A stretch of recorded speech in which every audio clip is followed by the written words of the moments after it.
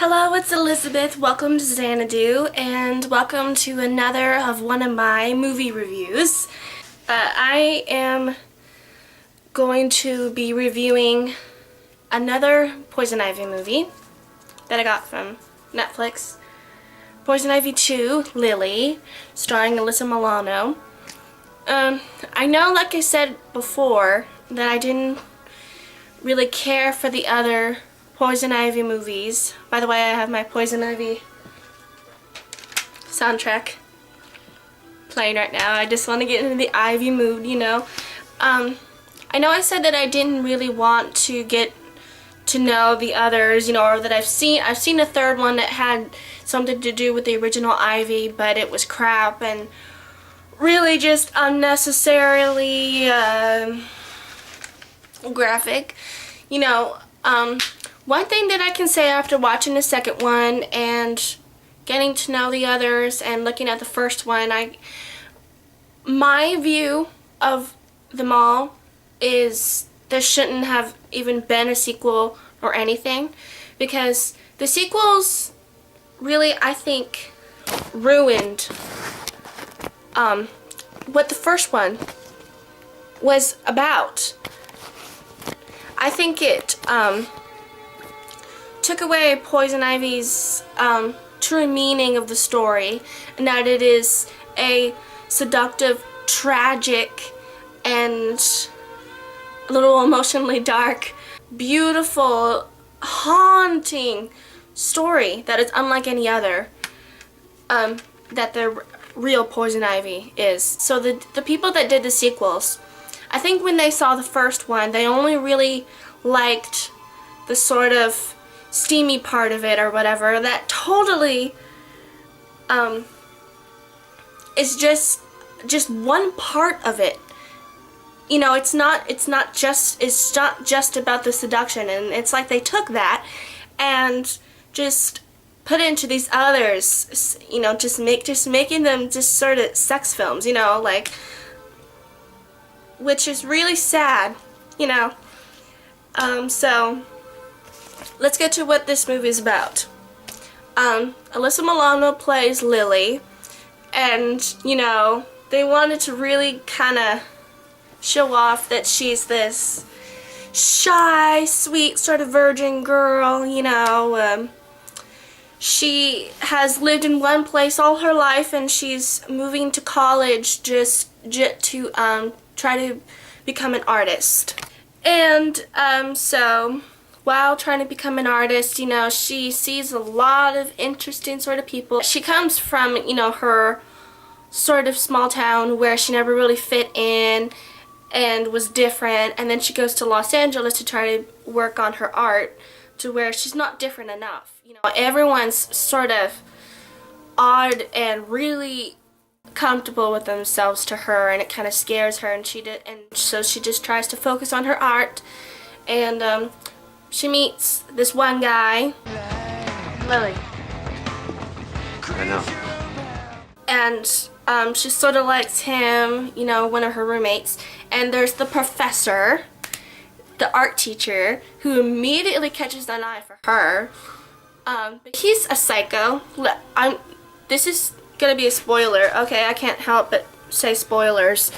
But you can probably already tell from the trailer of this film that the art teacher is a complete psycho. Can't let you go, Lily. He has this thing where whenever he paints, like, he teaches, but he doesn't paint himself anymore because it makes him crazy. So, you know, he cheats on his wife, and so he's trying to stop and be a good man or whatever. And he sees Lily and immediately likes her beauty and stuff like that, and she doesn't really see him or anything, and so she gets comfortable into her surroundings.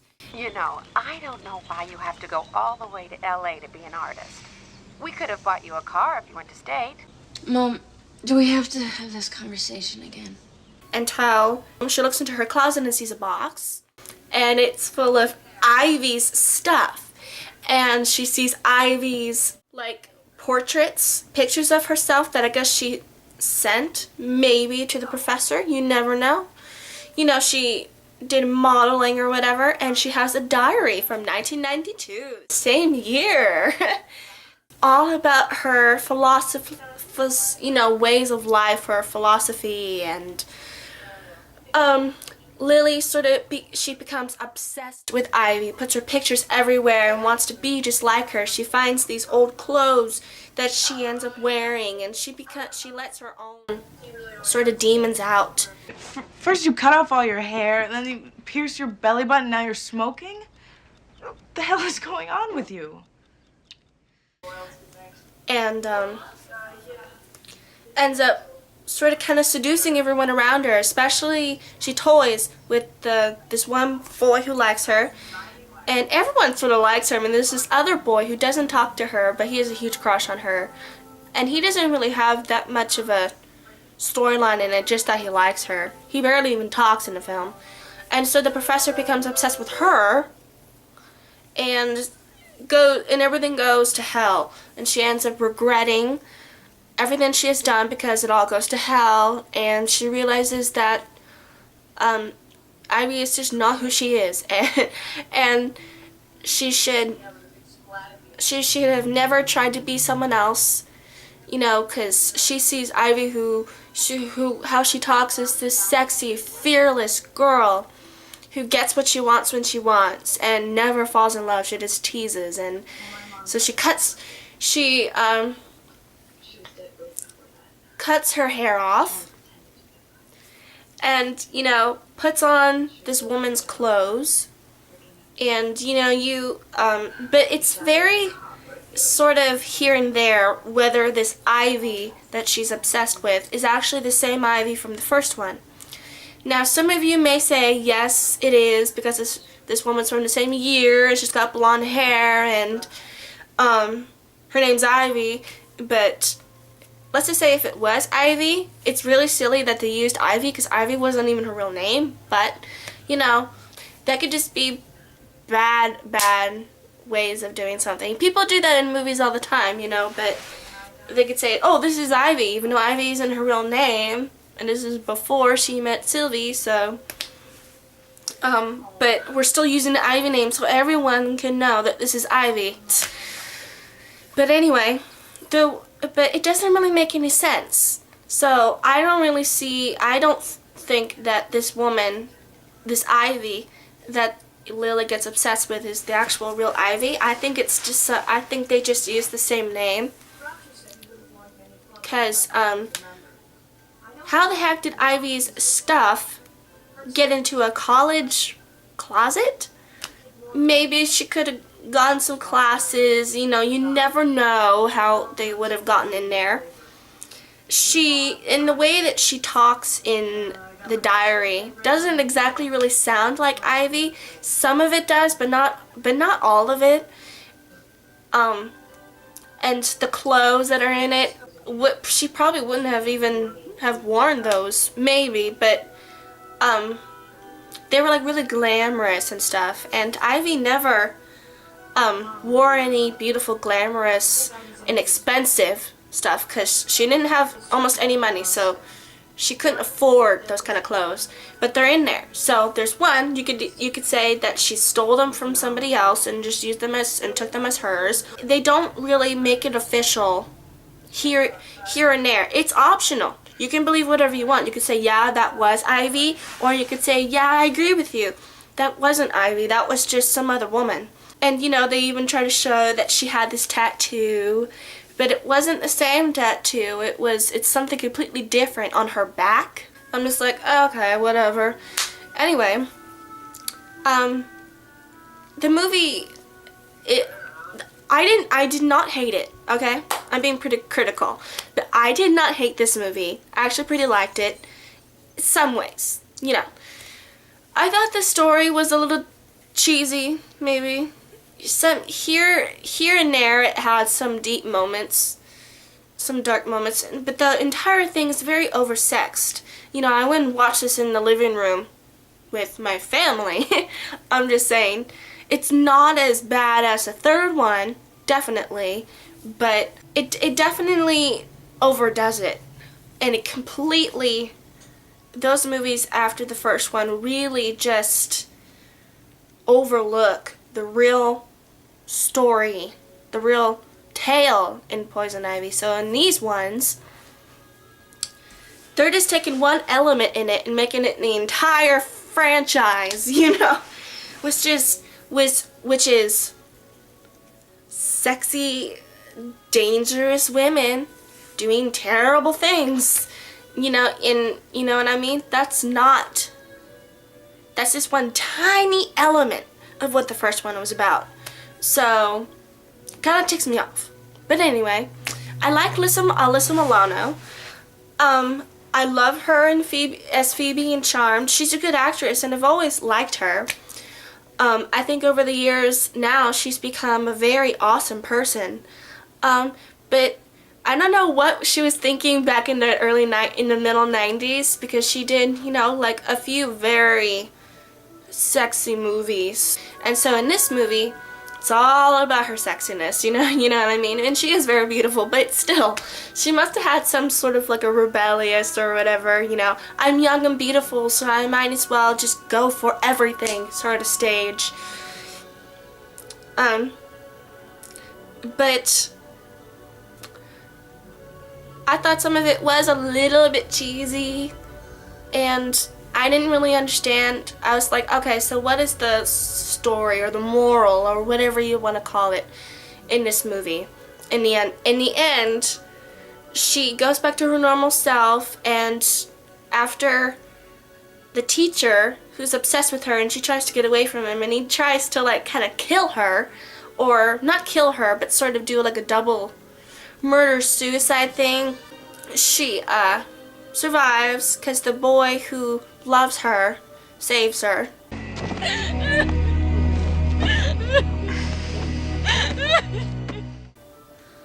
And she hates herself for what she's done, and she's all like back into her rooms, you know, like F you, Ivy, and she tears all of the stuff she was ever obsessed with off of her wall, and she goes back to her normal self, and she goes to the man, the boy, and explains what happened to her and why she did what she did, and maybe hoping that he can forgive her. And of course he does. He says he loves her, and they celebrate by having sex. And the camera goes up to the sky, and it's all just a happy ending. Oh, that kind of made me laugh, you know. But so if I had to rate this movie, I would give it 5.5 out of 10. Because you could also kind of see that they were trying to do the same sort of like filming, like the way it was directed. With the lights and the moods of the movie, you can tell that it's like maybe a little bit similar to the first one, and I'm just like, no. But it's not a bad movie. If you want to watch it, go right ahead. It's worth a try. It's just not my cup of tea, you know, and the fan in me hates it because I love the first one and everything that the first one represents and everything that it told as a tale. And so the sequel totally ruined, and all the other ones totally ruined what the first one was supposed to be about. But as a critic, it's not a bad movie. It's not an awesome movie, but if you want to see Alyssa Milano's breasts, then you can go right ahead and watch it. She's not fully nude in this, but she does do a good job. So it's more kind of like just her movie. It's more of a movie about her. You know, I don't exactly think of this as a Poison Ivy movie. So it's a erotic thriller. Remember when I said in the first movie review of Poison Ivy, I said that it's more of a seductive thriller? This one is definitely an erotic thriller. So definitely not something you'd want to watch with your mother. But if that doesn't bother you at all, then awesome. Go right ahead and watch it. The story, I think the whole thing critically is a little bit pointless. I think it's just a sexy movie. That's all it is, really. The ways of how people can go too far with trying to be like someone else, and the consequences of that, and having to deal with that. So there's something there, but that's about it. Also, I'm sorry I didn't say before in my last review, but if you want me to review a certain movie or anything like that, or that you would like me to review, go ahead and put it in the description box. Not description. Put it in the comment section below. Put in hashtag and whatever movie you want me to do. Put it in and with a hashtag. And if you want me to just put a shout out to you, say, hey, give me a shout out, and I will give you a shout out. This is a honest review. So 5 out of 10. It's an okay movie. It really does not do the first one justice, but Alyssa Milano did a good job. And the next movie review that I am going to do, which is what you requested, which is The Frighteners. Yay! I love The Frighteners. So I will do The Frighteners next. And thank you very much for watching. And if you love this movie, I'm sorry if I ticked you off. And if you hate this movie, then you're welcome. Maybe I made your day. I don't know, with some of the things I said. I don't know. Maybe you think I'm crazy. I don't really care. But if you would ask me if I would want you to see it, I would say go ahead, but it's not 100% worth it, especially if you're a big fan of the first one.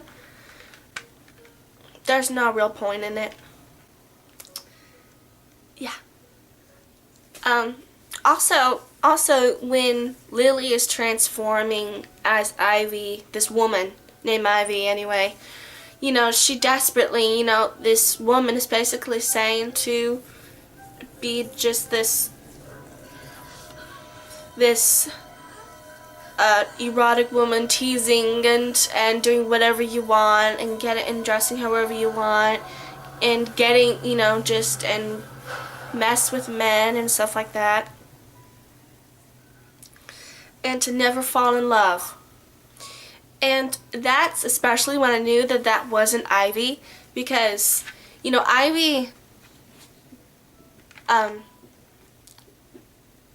doesn't fall in love easily. You know, that's not like her aim. But she wanted love. She was craving for some kind of attention. She wanted a family. You know, she just tried to get it in the worst way possible.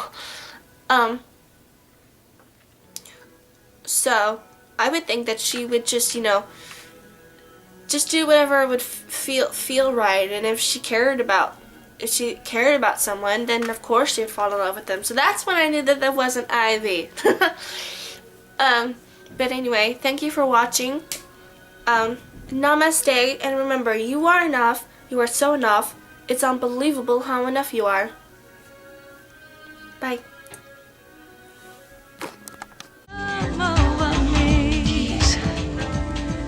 Taunt. Twist him around my little finger. No shame, no fear. Not a fear in the world.